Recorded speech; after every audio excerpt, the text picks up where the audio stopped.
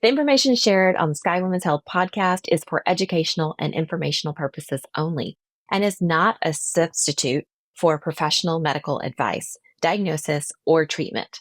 Always seek the advice of your physician or other qualified health provider with any questions you may have regarding your medical condition. Never disregard professional medical advice or delay in seeking it because of something you heard on this podcast. Reliance on any information provided by Sky Women's Health, Dr. Carolyn Moyers, or any guests featured on the podcast is solely at your own risk.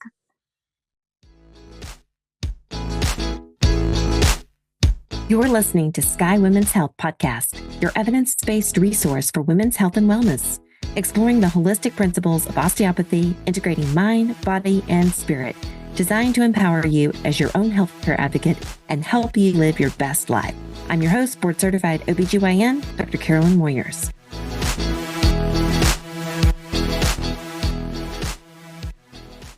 Welcome back to Sky Women's Health Podcast. In today's episode, I'm sharing something a little different, an inside look and a lecture that I gave to the second-year medical students at the Texas College of Osteopathic Medicine. I was so excited to share 2 hours of lectures with the medical students to help them gain a broader understanding of menopause transition. What are our treatment options look like? What are the health effects to women as we go through menopause? So this is a broad overview of that condensed 1 hour lecture looking at those things. The second hour was a case study. So I think that this would be very valuable for those who are curious about what's happening with our body, what are the health impacts to be aware of, and just a broad overview of hormonal and non-hormonal treatment options, including the role of sexual health during midlife. So whether you're a woman navigating this season or someone supporting others through it, this conversation is for you. Enjoy.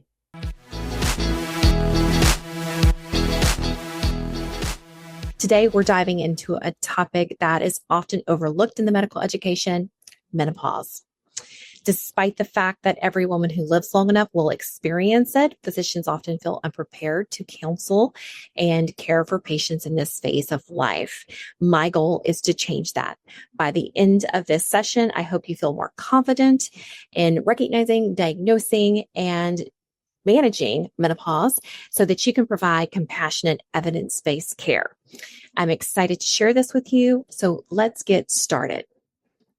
We will describe the hormonal and physiologic changes that occur during and after the menopausal period. We'll look at the health maintenance concerns during this phase of life, outline important components of effective counseling, and know the risk, benefits, and alternatives of hormone replacement therapy, understanding the difference between systemic hormone therapy and local therapies for vulvovaginal intimate skin health, and discuss sexual health and menopause through that biopsychosocial framework. First, some definitions. The average age of menopause in the United States is 52 and a half.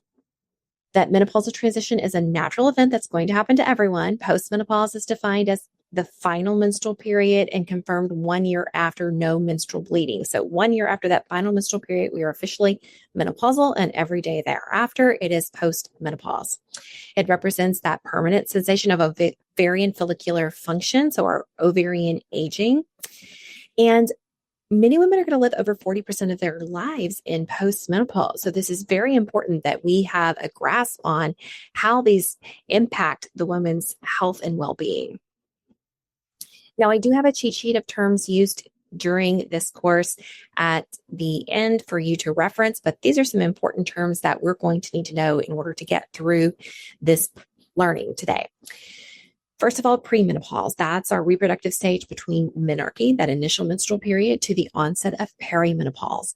Perimenopause is that stage in that menopausal transition characterized by irregular menstrual cycles and often other symptoms such as hot flashes and night sweats, depending on where we are. In the early perimenopause transition, we'll see more irregular periods. They're more erratic. They may be heavier. And then when they start to space out more than 60 days, this is when our late perimenopausal phase, we start seeing more that stretches in amenorrhea. Now, premature menopause is when the final menstrual period happens before the age of 40 for any cause. Primary ovarian insufficiency is when it's a natural menopause occurring before the age of 40. However, individuals may have a premature menopause because it was induced. So that induced menopause is when it happens because of surgery or iatrogenic loss of ovarian function. So when it's occurring before the age of 40, we have to treat them as if primary ovarian insufficiency and that they will need higher levels of hormone replacement therapy. Early menopause is when that final menstrual period happens between the ages of 40 and 45, and late menopause is whenever the final menstrual period happens after the age of 54. Postmenopause are all those years after that 12-month anniversary of the final menstrual period. There is no one universal menopause symptom or syndrome. The classic symptoms that we see are the irregularity in menstrual cycles and perimenopause, our hot flashes and night sweats, our vaginal dryness and discomfort, painful intercourse, sleep disturbances, sexual disturbances as well, psychological symptoms such as depression, anxiety, moodiness, difficulty with concentration, difficulty with memory. This is the brain fog we often hear complaints of. We also have musculoskeletal syndrome of menopause. So we'll see joint pains and arthralgias, even frozen shoulder, dry eyes, and a change in weight distribution. Many patients have a difficulty losing weight. The things that once worked no longer work. Now, as we go through our reproductive years, we have this natural aging, and some of that is environmentally determined, right? These are modifiable risk factors, such as smoking and environmental exposures. Our reproductive aging is that natural loss of oocytes that happen by ovulation and atresia. And we all know, we've covered this, you've had this before in your reproductive lectures, that declines from even before we're born. Now, when we look at that menopausal transition, we see this inverse relationship between estradiol and FSH. Estradiol drops. On this graph, that 0 is that final menstrual period. So you'll see how estradiol drops after that final menstrual period and the FSH climbs. Now, why might this be important? If somebody has had a hysterectomy, but their ovaries remain, or they've had an endometrial ablation, they're not having a period anymore, and they wonder, am I menopausal? I don't know. You can do an FSH level on 2 occasions, 4 weeks apart, and if they're both elevated, that is confirmation of menopause. In the early menopausal transition, so this is in perimenopause, we're seeing a decrease in the ovarian reserve. The inhibin B and AMH both drop. That loss of inhibin leads to a rise in FSH. Our follicles are declining on a faster rate. We see an increase in atresia. And occasionally we're having these loop cycles where, and you will not be tested on loop cycles, but luteal cycles, one cycle has not finished before the next one starts. And that's why we start seeing more irregularity in bleeding, and bleeding may last longer. Skipped menstrual cycles also may happen, and this PMS symptoms tend to be more pronounced. The premenstrual syndrome symptoms tend to be more pronounced. And that late menopausal transition, so late perimenopause, we see that the number of remaining oocytes drops significantly. We rarely have sporadic ovulation until eventually that follicular development stops, and we have a deficiency in estradiol. This is when we see cycles spread out more than 60 days, and we have more of those estrogen deficiency symptoms, the hot flashes and the vaginal dryness. Now, our adrenal glands also produce DHEA and DHEAS, our testosterone.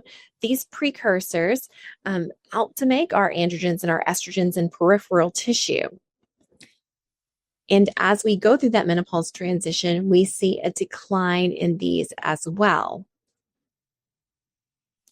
However, DHEA supplementation is not recommended in postmenopausal women. There is not evidence to support its use. Orally, I should say oral DHEA supplementation in postmenopausal women is not recommended.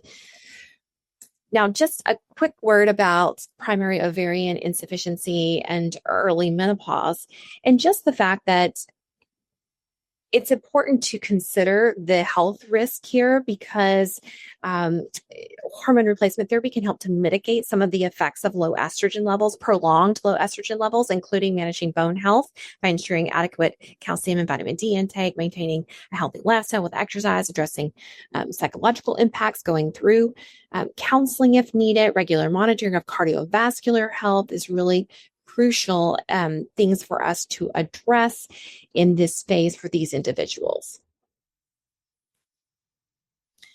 All right, let's get into some of those aging related changes that happen to the body that will be bothersome and patients will come in complaining about.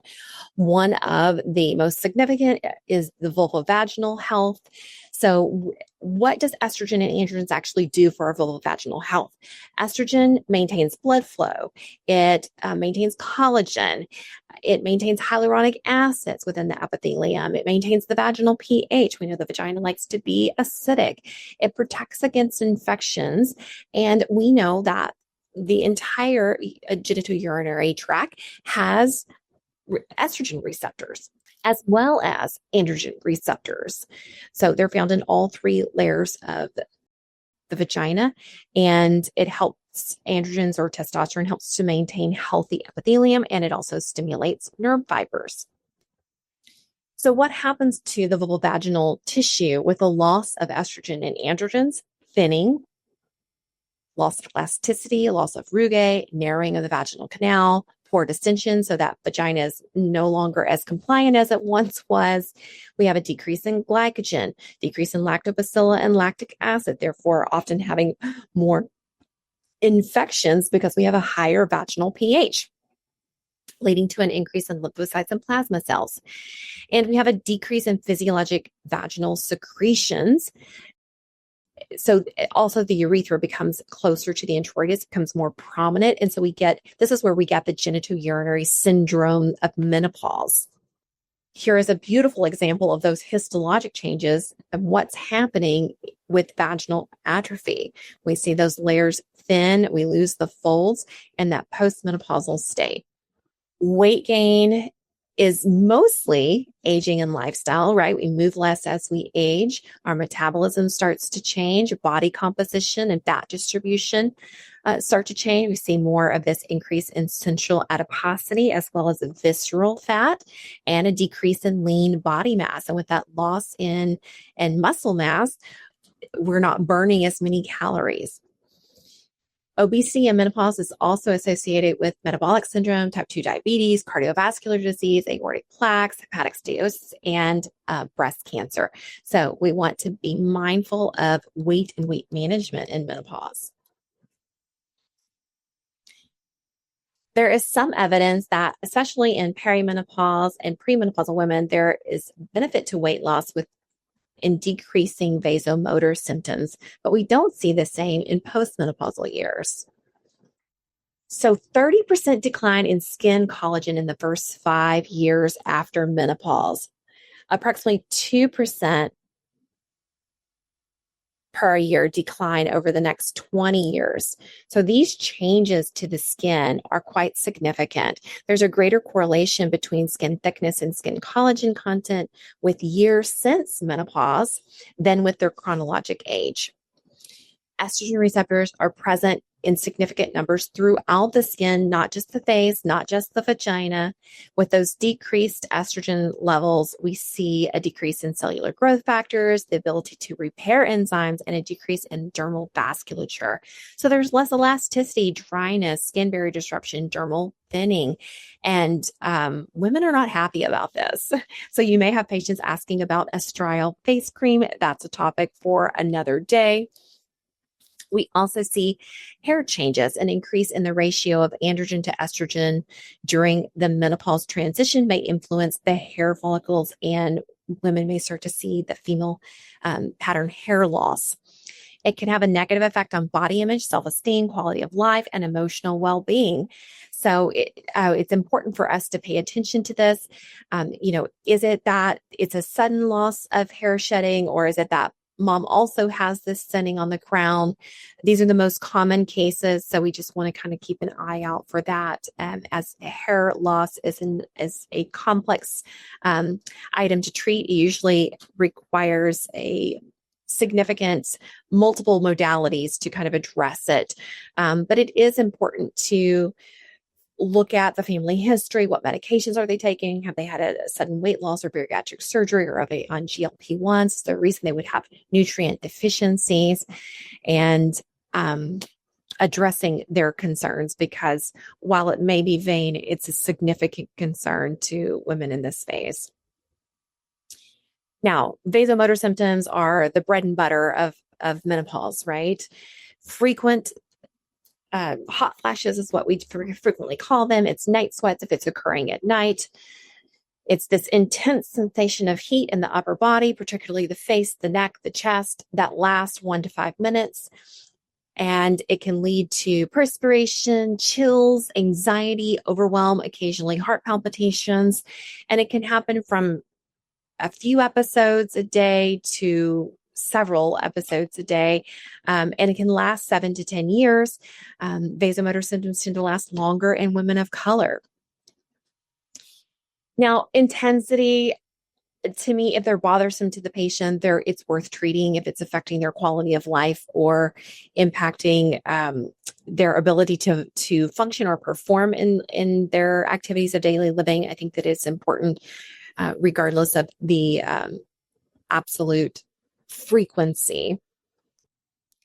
Most commonly reported symptom of menopause, this vasomotor symptoms, at some point during menopause, up to 80% of women are going to report having these. It is more intense. The reasons for these racial ethnic differences are likely varied and not really fully understood, that Black women have more significant symptoms or vasomotor symptoms than Hispanic women, than white women, than Chinese women, and Japanese women. So risk factors for vasomotor symptoms. Again, why is it that low socioeconomic status or lower education, obesity and tobacco use, hysterectomy, oophorectomy, obviously, that is leading to an induced menopause. And so symptoms tend to be more significant in that scenario. Smokers go through menopause 1 to 2 years earlier on average. Women with more adipose tissue were found expected to have lower risk of vasomotor symptoms because of their higher levels of estrogen. One important finding from the study of women's health across the nation and other larger observational studies is that obesity may be a risk factor rather than a protective factor for vasomotor symptoms during perimenopause and early postmenopause. Why does this matter? There's an increased risk of insulin resistance, lipid panel changes, and more. The sleep disturbances lead to more cardiovascular risk. So it is significant that we address these vasomotor symptoms. Again, we don't really completely understand why they happen. It's likely involves a complex interplay between central nervous system and the peripheral physiologic process. There are thermoregulatory centers in the brain that are altered by menopause. There's an increase in what we call the candy neurons and an activation of the neurokinin 3 receptor causing hot flashes. So we actually have a drug that targets these receptors that we'll talk about later. It also can be affected by serotonin, epinephrine, norepinephrine, as well as sympathetic and parasympathetic nerve activity. So let's look briefly at our overview of therapy options. What therapy options are actually proven to work? Cognitive behavioral therapy? Yes. Clinical hypnosis? Yes. Stellate ganglion block? Yes, they have shown some efficacy in randomized controlled trials to be effective in reducing vasomotor symptoms. The Esequol is a derivative of soy isoflavones. You'll see it in a lot of supplements that everyone's getting into the menopause market now. The evidence supporting it is mixed. Behavioral modifications to minimize symptoms, so dressing in layers, avoiding triggers, cool ambient temperatures, all important to consider, but not significant evidence to support.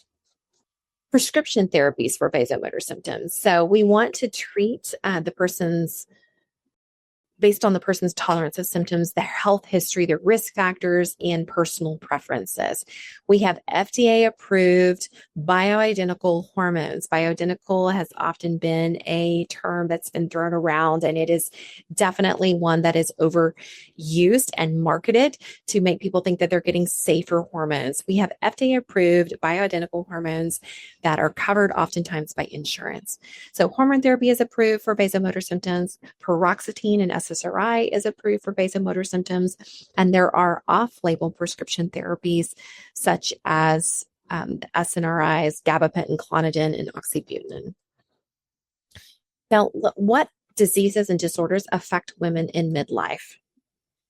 So we have cognitive changes. We talked about briefly. The ability of new learning processes may be affected, although we think that depression, anxiety, and sleep disturbances are related to cognitive decline. It's unclear whether the transient issues with cognition resolve after menopause. We also know that individuals who, if they have more health risks, definitely they are more at risk for depression and anxiety. The most predictive factor for depression at midlife and beyond is a prior history of clinical depression. A study that examined high anxiety, so symptoms of anxiety, irritability, nervousness, and feeling fearful for no reason versus low anxiety, found that women exhibited a surge of anxiety in late perimenopause compared to premenopause. So we absolutely see these symptoms present in later years. Nighttime hot flashes, night sweats, may cause sleep disturbances. Sleep quality can be affected whether women sense the hot flashes or not. Midlife women with vasomotor symptoms are more likely to be depressed. And is it because they're not getting adequate sleep? Is it because they have insomnia or they have new onset of obstructive sleep apnea or restless leg syndrome? These are all things for us to consider because sleep disturbance can be significant and affect all other aspects of their life. We may see a significant change in headaches as well with abrupt decreases in estradiol. A lot of times people with migraines may have those resolve, whereas in perimenopause with the fluctuation in estrogen levels, they may see a worsening or an increase in their migraines, especially if they're menstrually related. Musculoskeletal syndrome of menopause has actually just been coined. This term has been coined in the last year or so. It's often unrecognized. 50% of women report arthralgia at menopause, maybe transient and self-limiting. Menopause can influence the incidence and severity of arthralgias. It can be chronic in nature. So we want to rule out fibromyalgias, arthritis that's inflammatory or degenerative, medication related. And make sure that we're focusing on lifestyle measures, exercise, weight management, analgesics, etc. And sometimes hormone therapy can alleviate arthralgias. Okay, just briefly, thyroid disorder also may present in menopause, whereas they previously did not have symptoms. And we want to make sure that it's not thyroid disorder that's masquerading as perimenopause. Gallbladder disease also it's more frequent in women. So we want to make sure that we're taking into account that while most gallstones are asymptomatic, individuals who are placed on oral estrogen may have an increased risk of developing gallstones. Osteoporosis, that low bone density.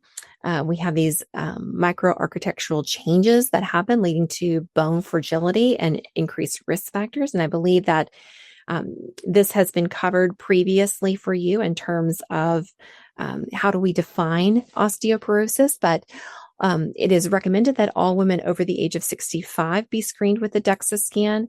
However, individuals who are perimenopause or postmenopausal with risk factors, low body weight, prior low impact fracture, high risk medications such as steroids, or a disease or condition associated with bone loss, we need to make sure that we are screening them early. Just for your reference, how do we define osteopenia or low bone mass versus osteoporosis? It is the most common bone disorder affecting humans. And we know that hip fracture doubles for every 5 to 6 year increase in age from the ages of 65 to 85. And this is happening more in women. 1 in 2 women aged older than 50 will sustain an osteoporosis-related fracture in their lifetime. So prior low-impact fracture is also a diagnosis of osteoporosis, regardless of DEXA. Postmenopausal osteoporosis, that peak bone mass is most commonly reached around age 20, and we have a natural decline in bone density over the years. In that first decade, in that menopausal transition, we have about a 10% decline in bone density, and it's accelerated generally at the spine. By the age of 80, many women have lost about 30% of their peak bone mass.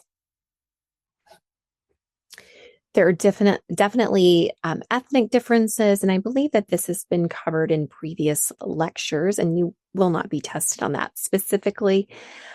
Just briefly, when we're talking about osteoporosis management or prevention, we want to make sure that we're addressing calcium intake, vitamin D intake, daily exercises, weight-bearing exercises, limiting alcohol and smoking or stopping smoking, and reducing fall risk, removing throw rugs and putting in handrails and things of that nature.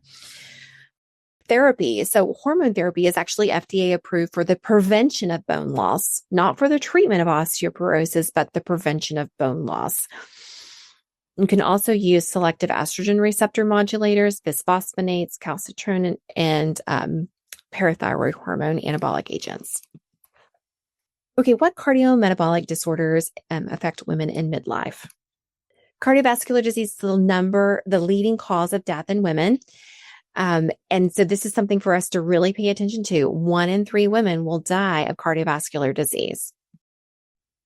Premature menopause is a risk factor for cardiovascular disease. We see these natural changes that happen as we go through menopause, this increase in LDL, higher metabolic syndrome, direct vascular effects of hormone changes. So estrogen actually is a vasodilator. We also see blood pressures that start to rise and insulin resistance. While we know traditional risk factors, there's also non-traditional risk factors such as preterm delivery, premature menopause, hypertension disorders in pregnancy, gestational diabetes, autoimmune diseases, depression, and breast cancer treatment. So I always say once postpartum, always postpartum. It's important to know that OB history because those things can definitely impact your future health. Hormone therapy started within 10 years of menopause or before the age of 60 lowers all-cause mortality and does not increase risk of coronary events. This is the timing hypothesis for treatment of hormone therapy in menopause.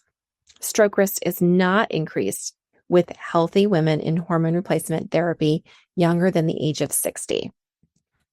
So does the risk of clots increase with oral hormone therapy? While it doesn't seem to be an increase in transdermal estrogens, and may actually be lower with lower dose oral estrogens, there is a risk of having a blood clot, a deep vein thrombosis on oral hormone therapy. Now, it may be minor and it's all relative. It's less than being pregnant. It's less than being on a birth control pill. But there is a increase and more significant increase in individuals who are obese. Micronized progesterone tends to have a less thrombotic effect than progestins, and there is no risk of blood clots or strokes with vaginal estrogen. It is important to know that hormone therapy is not recommended for primary or secondary prevention of cardiovascular disease.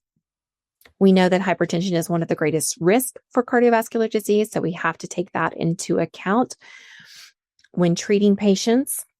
We'll see an increase in their lipid profile, an increase in insulin resistance. Part of it is hormonally related, and part of it is age related, and the central obesity that happens. Hormone therapy can help to attenuate that abdominal fat accumulation in postmenopausal women and help to reduce type 2 diabetes in some. It's also important to remember that at this phase of life, many women may have age-related cancers, and we want to make sure that we take a proper history and know that this will impact how we counsel the patient, what their risks are, and how we would address their menopausal symptoms. Okay, now we're going to get into prescription therapies. It's important to remember in perimenopause that we cannot overlook contraception. There is a decline in fertility during this phase, but pregnancy is still possible. So we want to make sure that we take that into consideration if they do not have permanent sterilization and if they have sperm in their life, if they have a male partner. Long-acting reversible contraception is a great option for these patients because it offers that long-term control with less maintenance, and it can manage periods because abnormal uterine bleeding is often presenting in perimenopause. There are many benefits to oral contraceptions during this phase. It's going to restore a regular cycle, or it can decrease cycles, decrease in pain, decrease in bleeding. It can help to manage endometriosis symptoms, sometimes suppresses vasomotor symptoms. So there are many benefits that are not related to preventing pregnancy. When we transition from hormonal contraception to hormone therapy, this one is very much individualized, typically at least by the average age of menopause, which is 52. We can transition from oral contraceptive to hormone therapy if they're still symptomatic. Some individuals may have hot flashes that reappear when you're making that transition because even low-dose oral contraceptives are higher dosing than hormone therapy. So let's talk about the categories of hormone therapy. Estrogen therapy, and this is unopposed estrogen. It's for postmenopausal women who have had a hysterectomy. So if they do not have a uterus, they can just take estrogen. And in low doses for any individuals, regardless of the presence of the uterus. So estrogen therapy specifically addresses those vasomotor symptoms and that vulvovaginal health. Estrogen and progesterone therapy. For postmenopausal women with a uterus, we have to use a progesterone.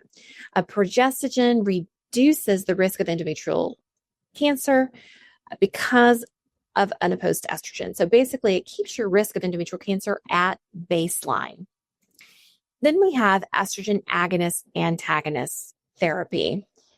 This is for postmenopausal women who have a uterus who prefer a progestin-free option. So basically, because of its antagonist-agonist properties, it has a similar effect to progestin on the uterine lining. Types of estrogen. So we have conjugated equine estrogen. This is what's been on the market for over 65 years. It's mostly has been used in randomized controlled trials. This is what was used in the Women's Health Initiative. More is known about its efficacy and safety than any other product, and is approved for osteoporosis prevention. Now, estradiol is what I use most commonly in my practice. It's what's used most often in Europe. This is our bioidentical formulation that is FDA approved, and it is approved for the prevention of osteoporosis. And then we have ethinyl estradiol, which is widely used in combination contraception, so our combined hormonal contraceptions. Routes of administration. So we have oral, that is most commonly used in North America. Remember, we talked about the different changes that can happen, increase in clotting factors, increase in HDL, associated with an increase in triglycerides, an increase in a number of inflammatory markers with oral. Now, less than on birth control pill. Transdermal and topical are generally my first line because we don't see that increase in clotting factors. We bypass the liver. We're not subjected to that first pass effect. We have more stable serum levels. And there's minimal effect on the sex hormone binding globulin. Therefore, we have less of effect on sexual functioning. So love it for so many reasons. And then vaginal. Vaginal estrogen, typically low dose vaginal estrogen, is for those genitourinary syndrome of menopause. It can be provided in cream, tablet, insert, or ring. It's low dose therapy, does not require a progestin. It's small amounts that are effectively used locally, and it is not statistically significantly systemically absorbed. When we start thinking about progesterone or progestin, the broad category is progestogen therapy. Okay. It's broken down into a micronized progesterone and then our progestin. The micronized progesterone is identical to our endogenous progesterone that our body produces. Prometrium is the only FDA approved bioidentical progesterone. We dose it at bedtime because of its sedating effect. It is contraindicated in patients who have a peanut allergy. So we've got to consider this whenever we are prescribing, and we may need to consider compounding in this particular case or try another form, such as a synthetic progestin. Typically, we are dosing it nightly. However, there are different options with cyclic dosing. In the progestin category, we have medroxyprogesterone acetate, which is structurally similar to progesterone, and it's widely used in the US for endometrial protection. This is what was studied in the Women's Health Initiative. Its trade name is Provera. And then we have norethindrone acetate, which is synthetic progestin with chemical structure similar to testosterone and considered more potent than medroxyprogesterone. Its trade name is Agestin, and this is very effective at controlling irregular bleeding.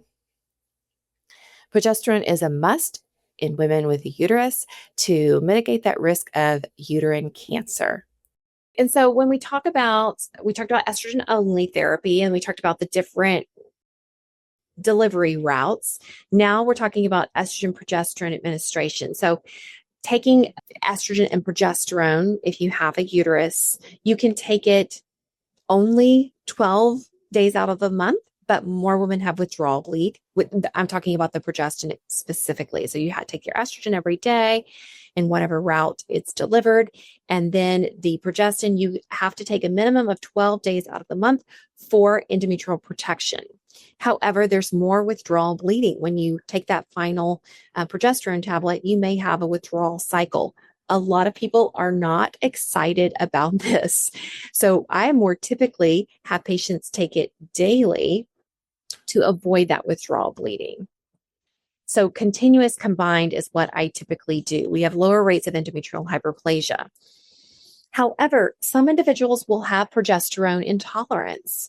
And if they're not tolerating it well, you can go to this sequential option where you're taking it for 12 or 14 days out of the month, or you can dose it every third day, or you can place a progesterone producing IUD. All right.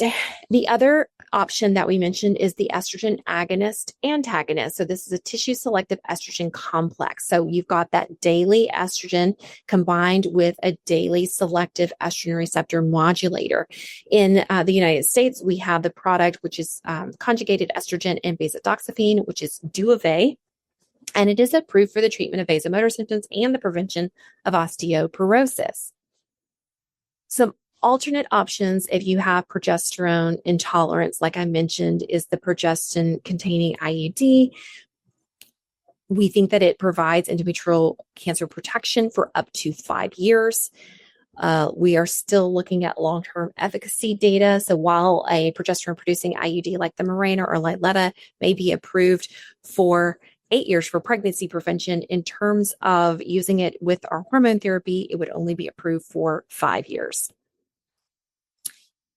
Now, who cannot take hormone therapy? Well, if we have undiagnosed abnormal bleeding, we've got to figure that out first. If someone has known or suspected breast cancer, now for those with a history of breast cancer, that is another topic. It's not an absolute no. It's appropriately selected patients. It depends on their grade, how far out are they from treatment, and what was their pathology, et cetera. And it's something that is taken into consideration with discussion with their oncologist. So never decided in a silo, but if they have active breast cancer, obviously we're not going to treat them.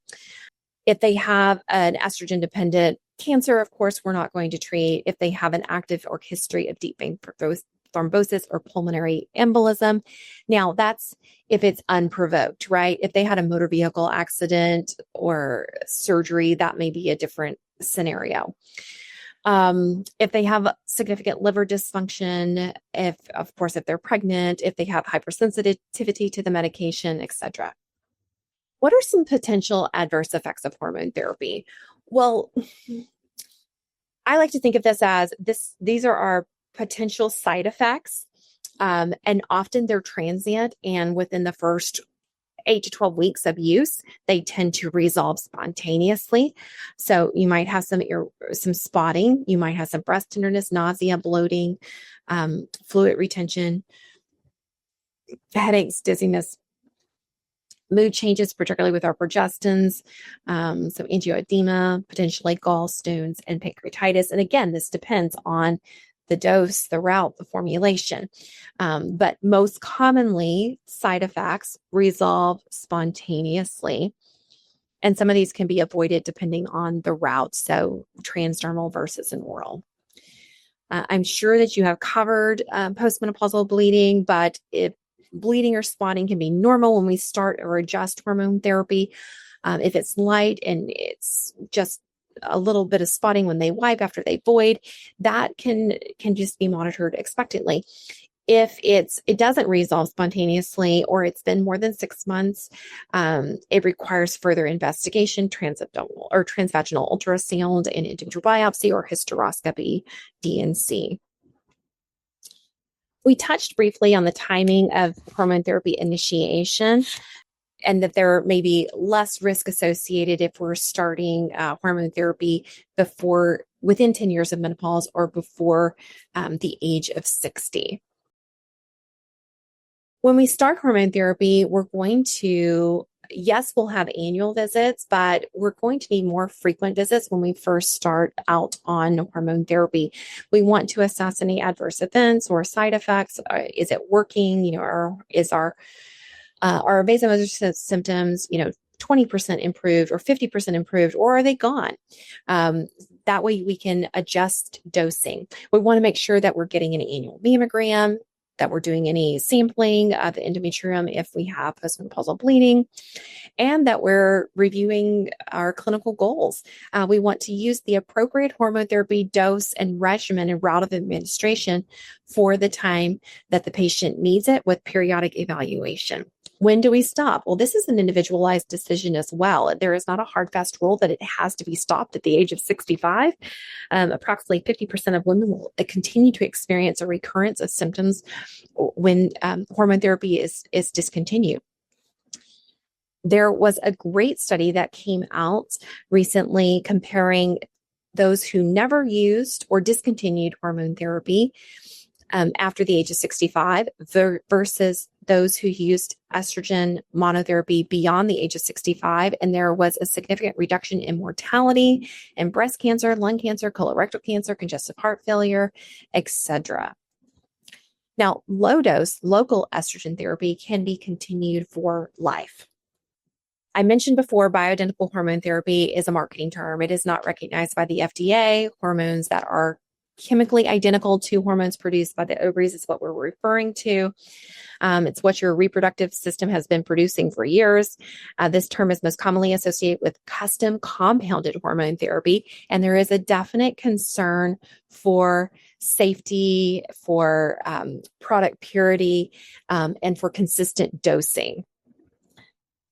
We've mentioned before the selective estrogen receptor modulators, the commercially available. Ospemifene is one that we'll come back to when we talk about GSM.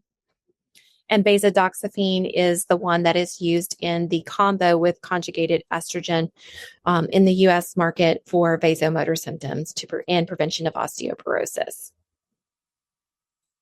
All right, let's talk about the common genitourinary symptoms in menopause. This GSM, as we refer to it, is a collection of signs and symptoms associated with estrogen deficiency that can involve changes to the labia, the introitus, the vagina, the clitoris, the bladder, the urethra.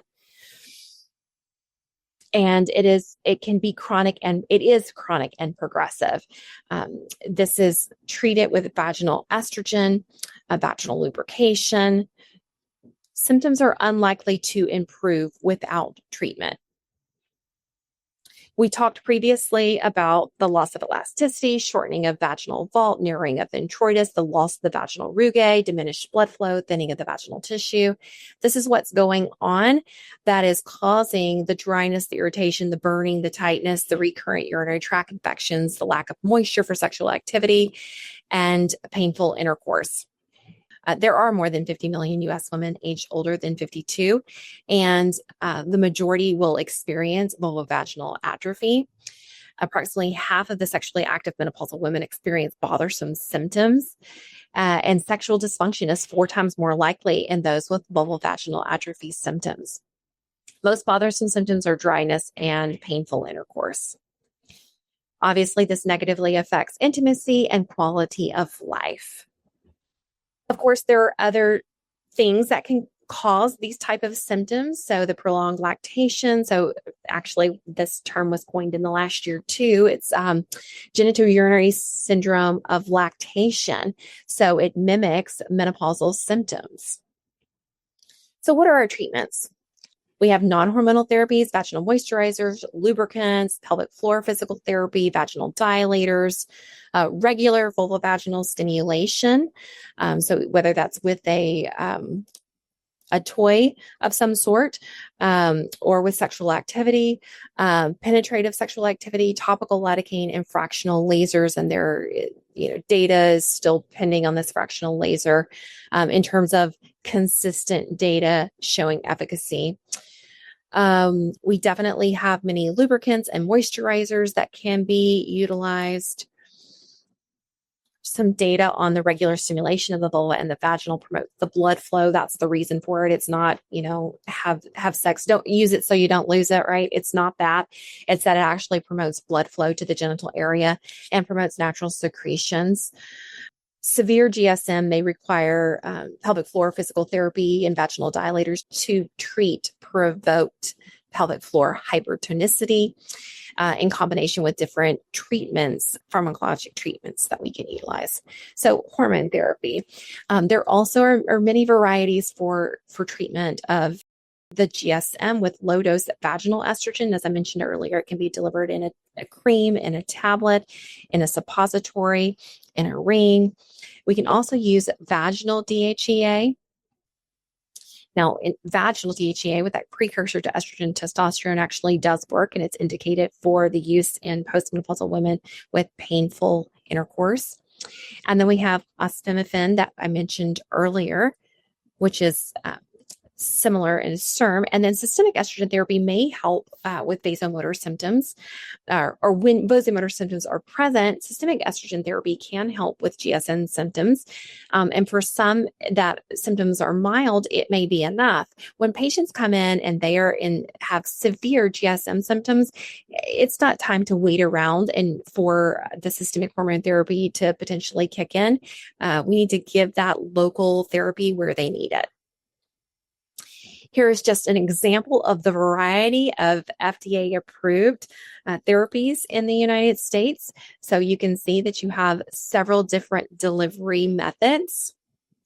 Why is it important? It restores blood flow. It decreases the vaginal pH. It improves the thickness and elasticity of the vulvovaginal tissues. Serum levels typically stay in the postmenopausal range, so we don't see a significant rise in an estrogen level. So it's not that they're acting concurrently or synergistically, I should say. And an addition of a progestin is not indicated. Women who are obese are at increased risk of endometrial cancer, and endometrial surveillance or intermittent progestin withdrawal might be considered in this particular subset of individuals. And any vaginal bleeding definitely should be evaluated.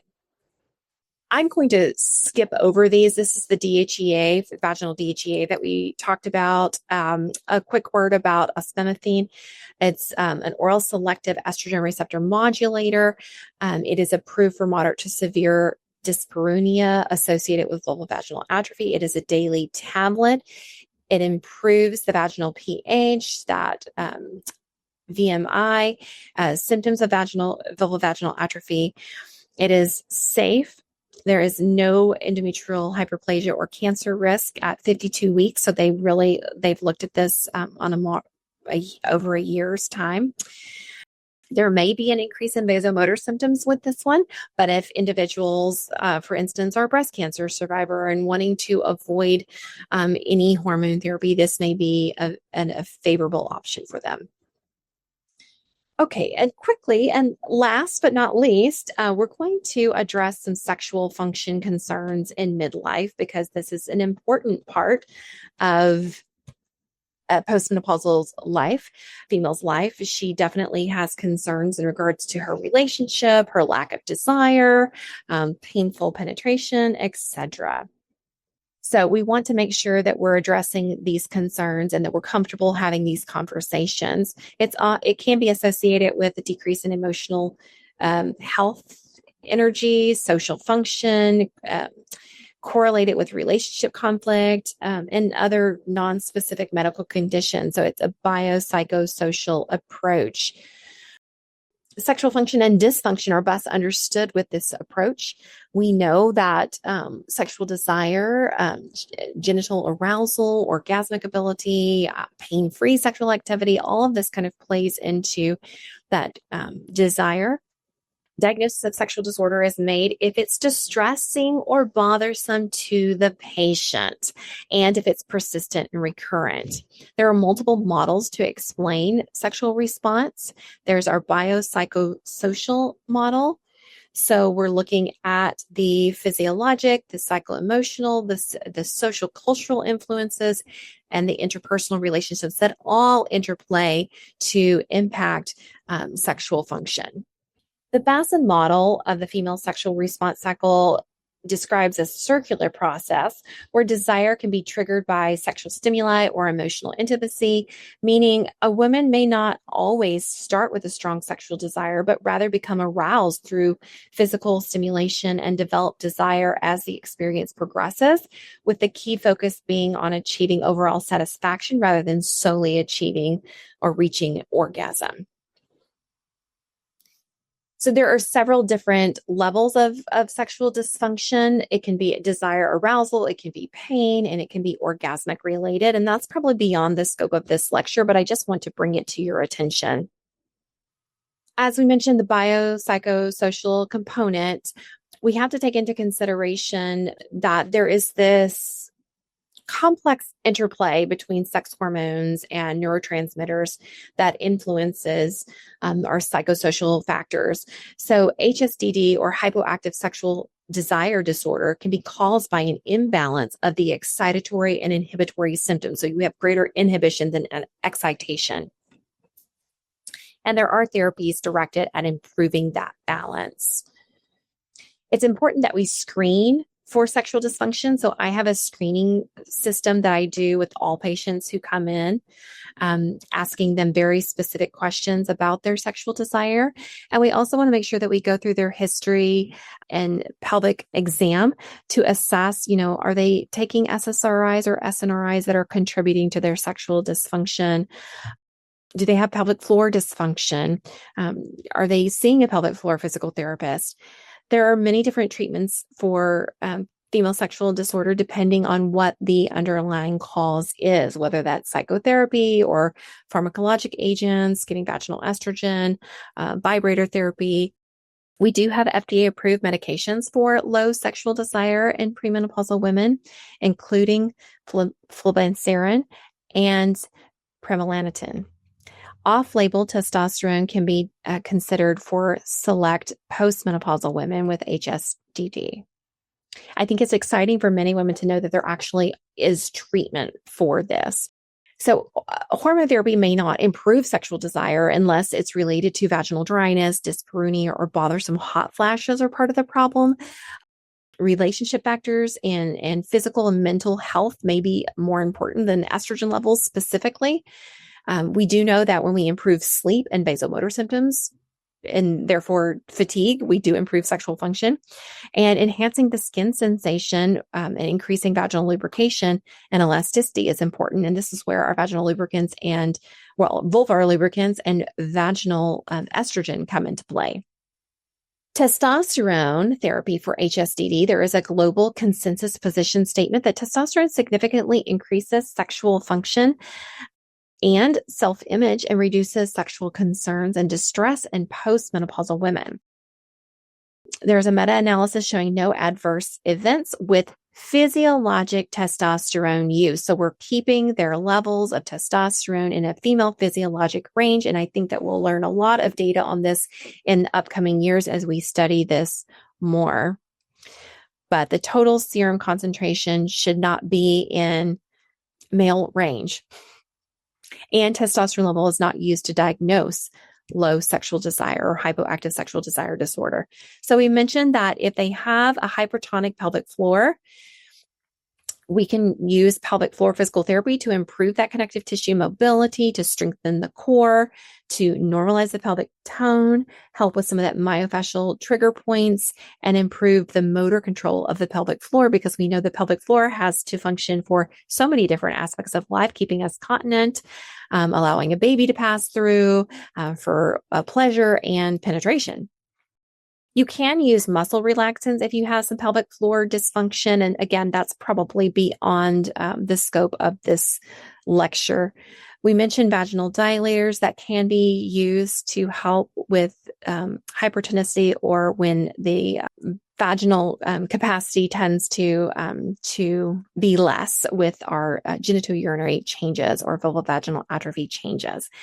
And then in pelvic floor dysfunction, when it's consistently hypertonic despite pelvic floor physical therapy, we can use, you got it, Botox in the pelvic floor. There are studies showing improvement in persistent high tone pelvic floor dysfunction. And I never do this without working in combination with the pelvic floor physical therapist. And patients can get great relief. Okay, here is an online review. If you have the slides, you'll be able to click that link and do a quick review of menopause. I hope this has been helpful, and I hope you've enjoyed learning about menopause.